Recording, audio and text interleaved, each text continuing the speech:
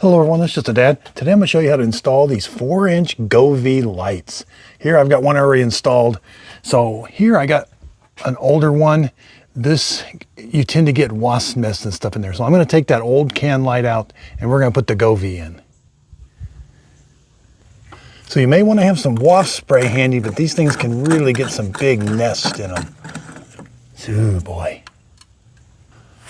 Now for this 4-inch can light, you're just simply going to pull it down from the outside.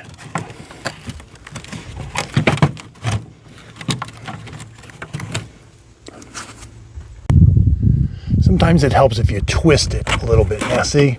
Ooh, it's got a lot of stuff in it. Wow.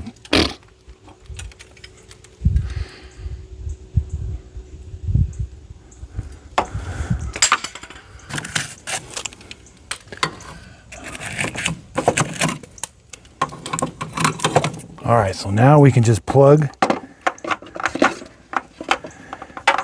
this end. Now we can just screw that in there.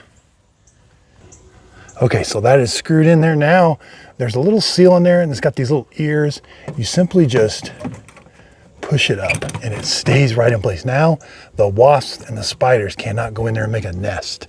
And we can control the color and the intensity, and we can put it on timer. Okay, this is what I had up there, a smart bulb, and this was what I took out. And then this just fits right up in there, and screw that into where the bulb was. Okay, so once you've got it connected to the Govee app, here's what it looks like. I can put it on a timer, change the intensity. It's got different scenes, different colors. And when we look up, there it is, it's blue now. There's even a Halloween mode. And you could put all your lights on like a Halloween mode and turn it on and off with a timer built into the app. So I really do like these lights. I hope this video helps. Thanks everybody for watching.